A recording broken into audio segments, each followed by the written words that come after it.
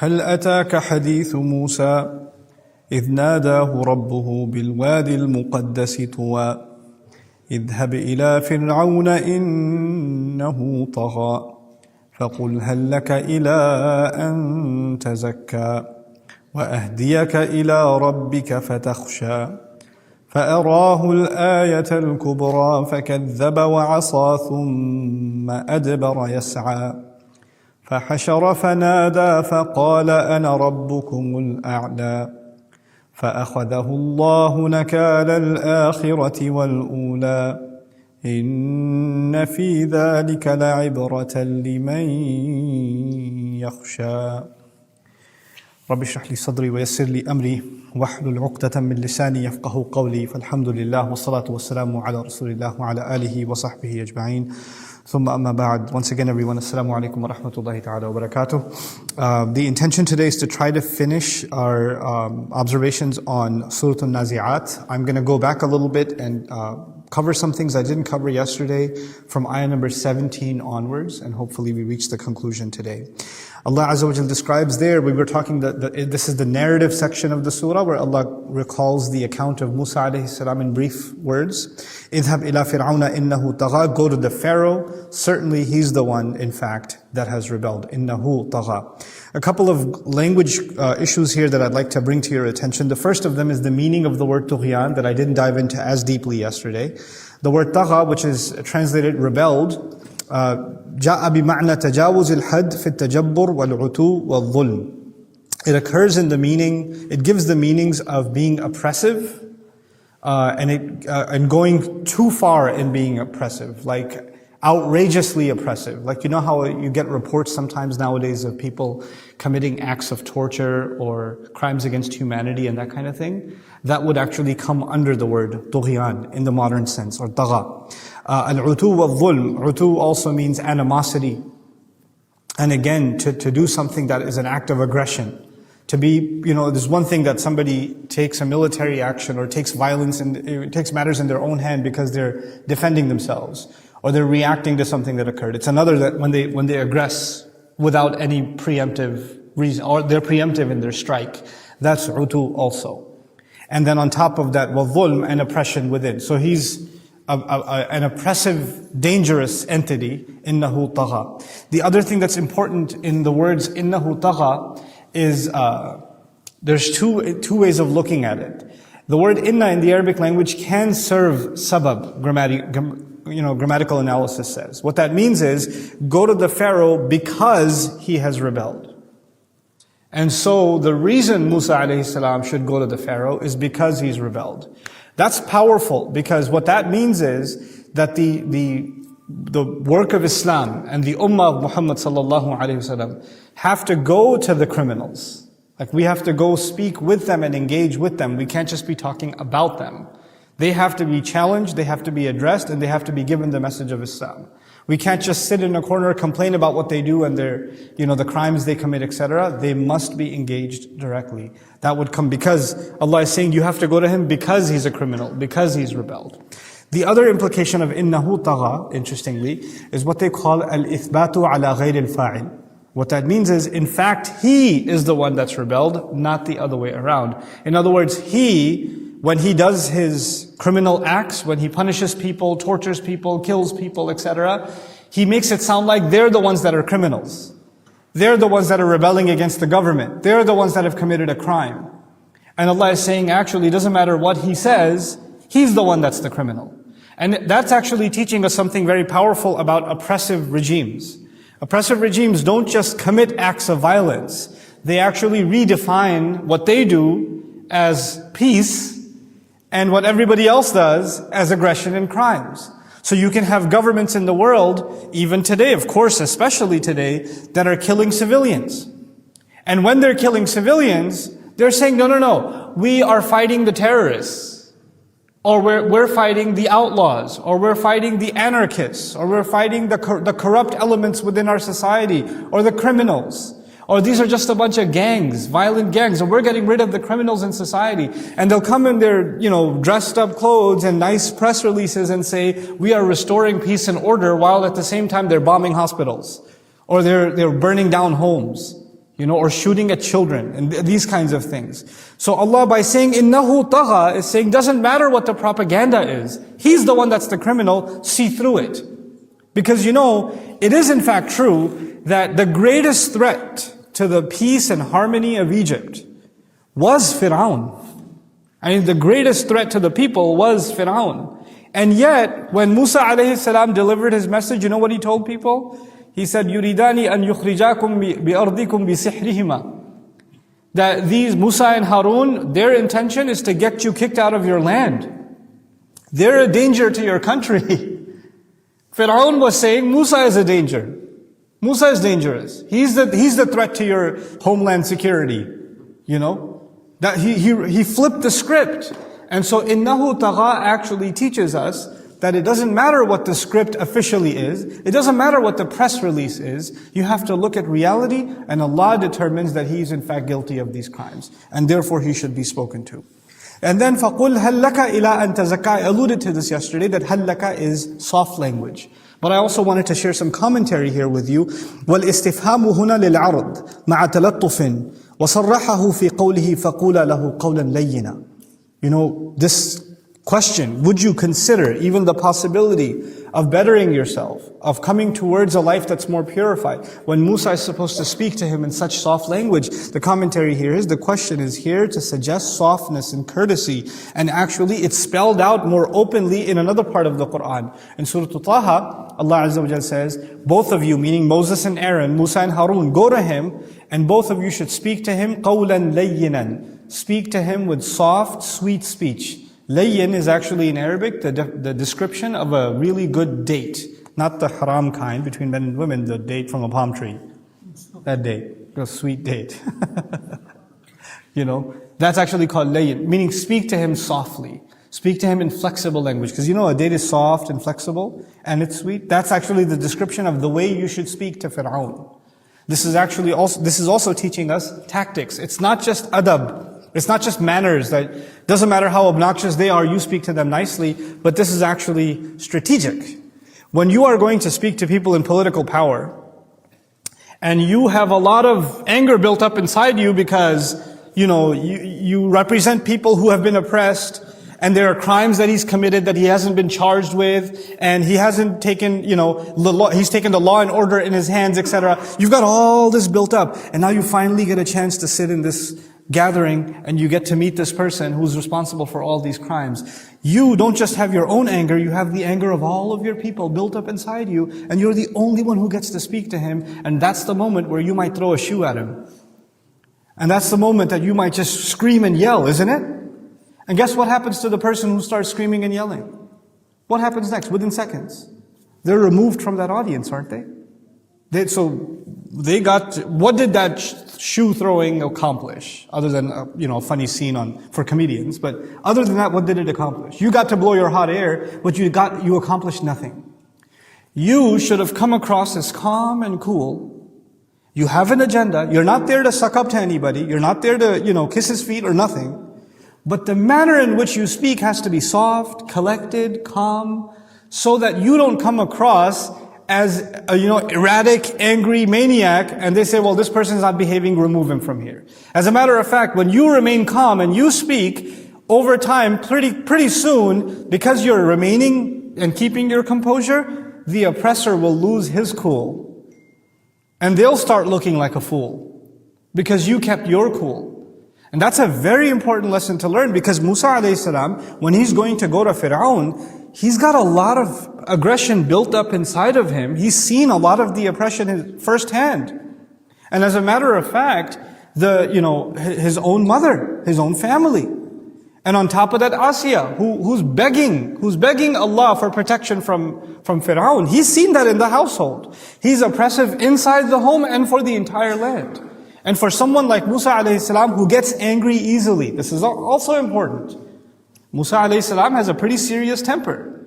And he could throw a punch. We've seen that before.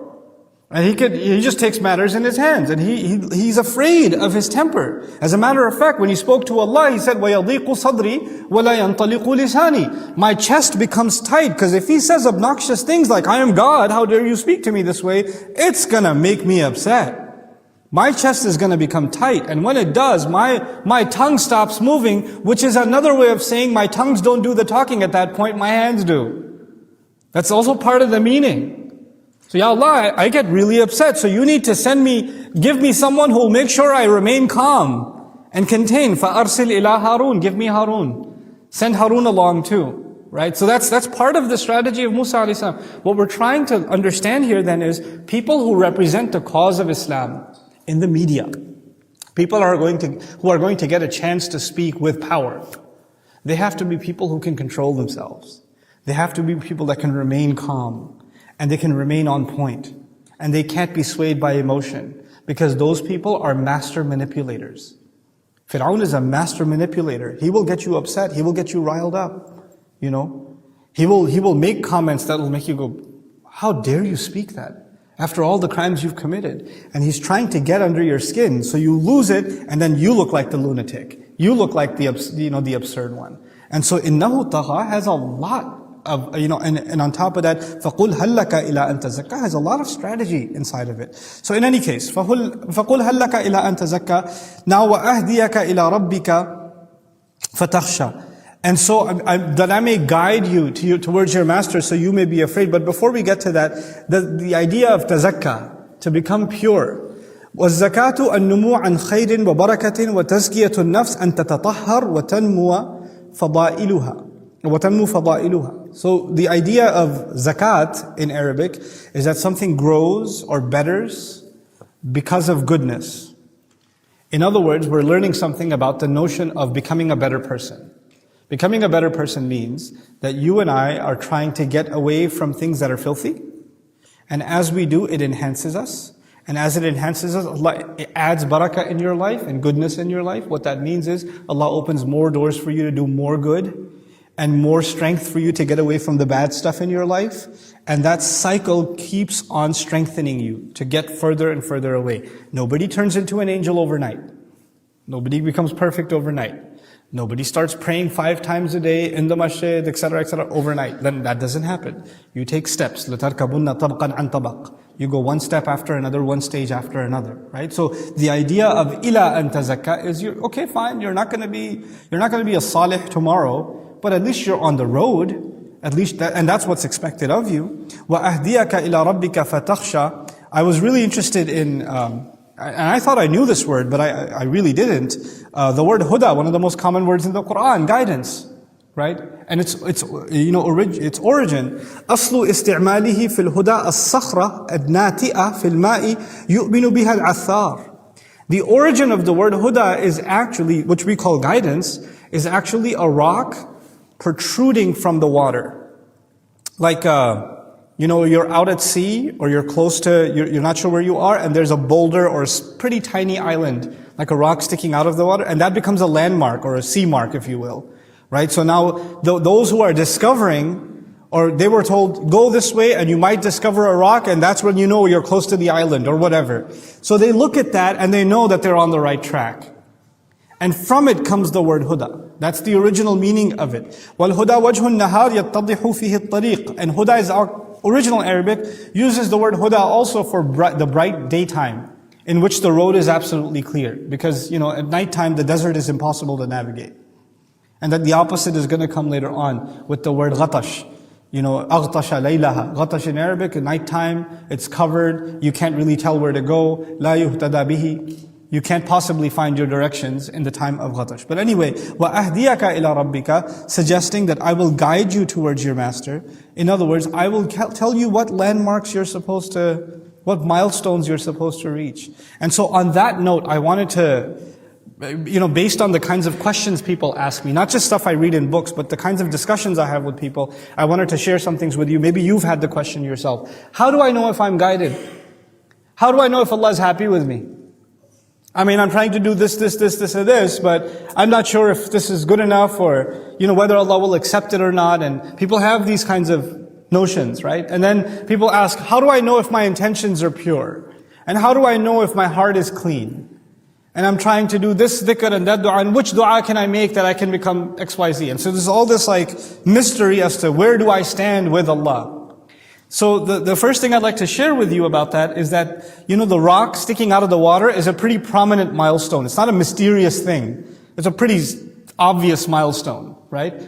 Guidance is not some crazy mystical thing until you see a parrot in your dream. You don't know if you're guided or not. There's nothing crazy about guidance. Guidance is straightforward and simple. It's straightforward and simple. The first milestone in guidance is you are away from major evils. First milestone. You're doing good.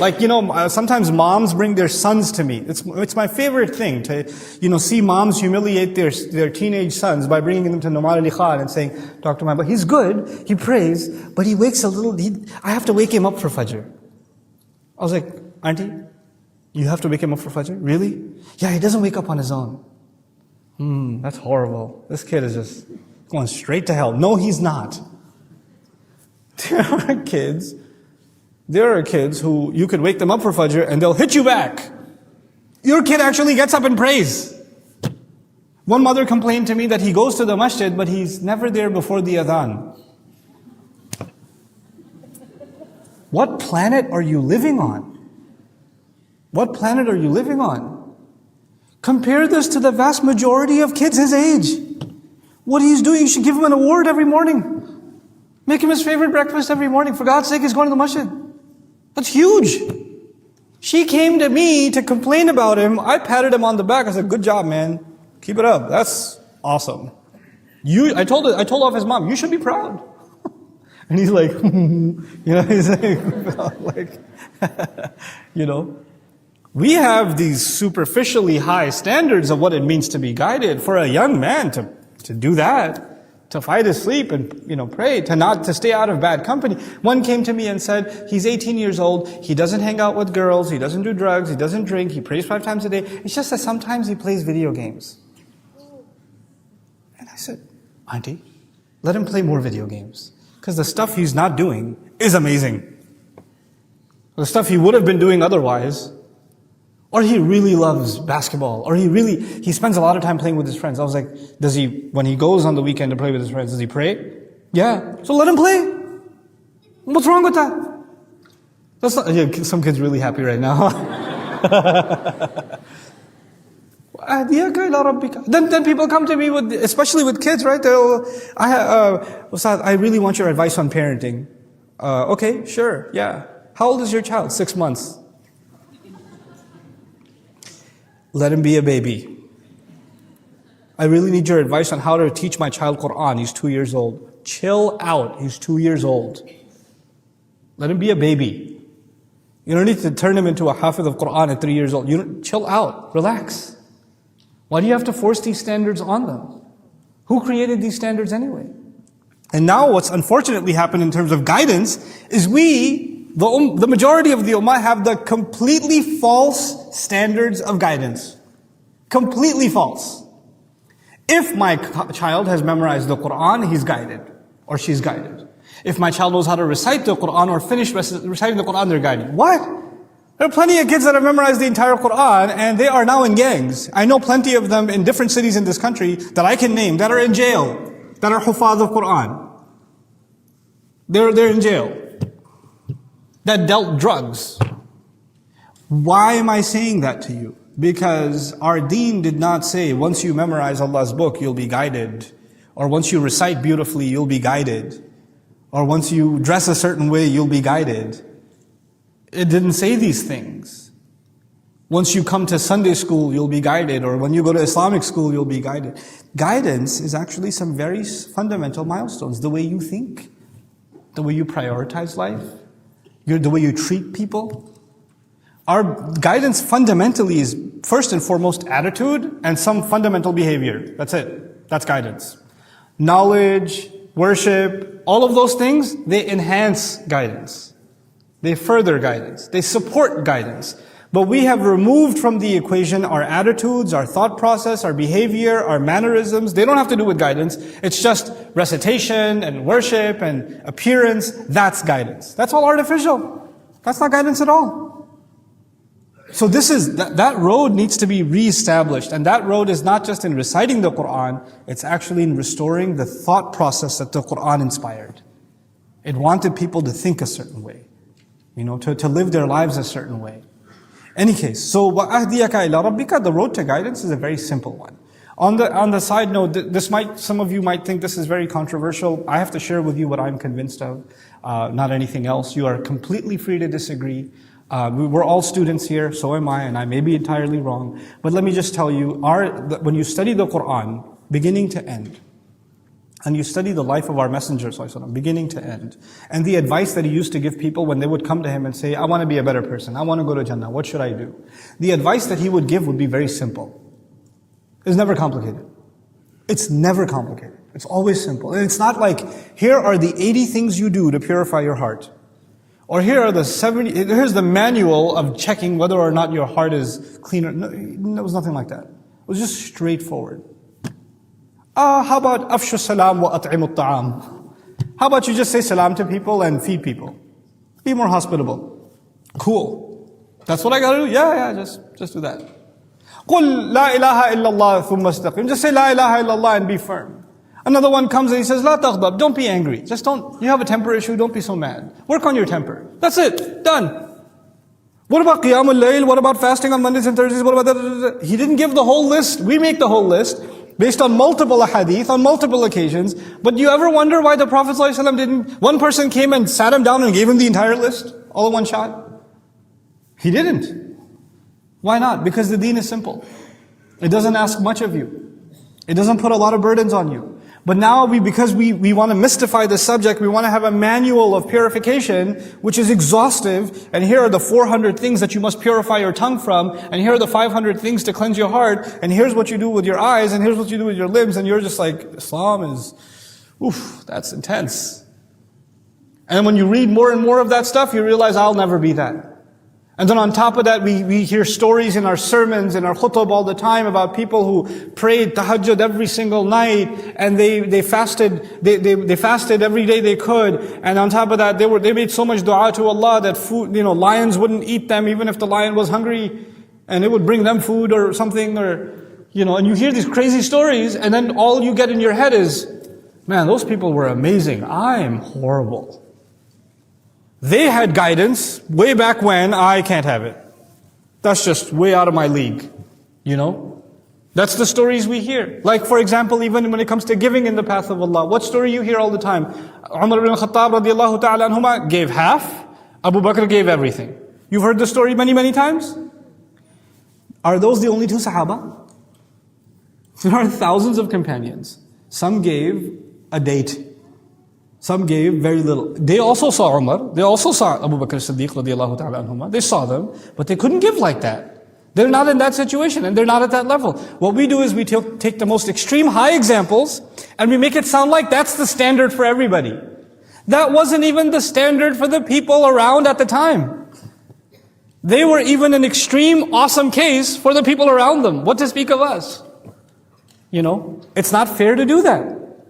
And Allah spoke about all of the companions and said, radiyallahu anhum wa radu anhu. We don't talk about the other stories. We don't talk about the wild stories. We don't talk about the stories where a sahabi comes to the Prophet ﷺ and says, Ya Rasulullah, I did something bad. What'd you do? I was a girl, I was walking by, she looked really pretty, I went over and kissed her. It happened in Medina, radiyallahu anhum. And he's like, pray 2 rak'ah. Done. Move on with your life. Just apologize and just don't make a big deal out of it. I'm not saying you go do that, guys. Just chill out. But I'm saying they were human. They were human. They weren't walking above water. It's not like that. So the notion of guidance is not some mystical, crazy thing. It's a simple religion. It's asking you to do simple changes. Make simple changes in your life, not big ones. What is wrong, all of you know.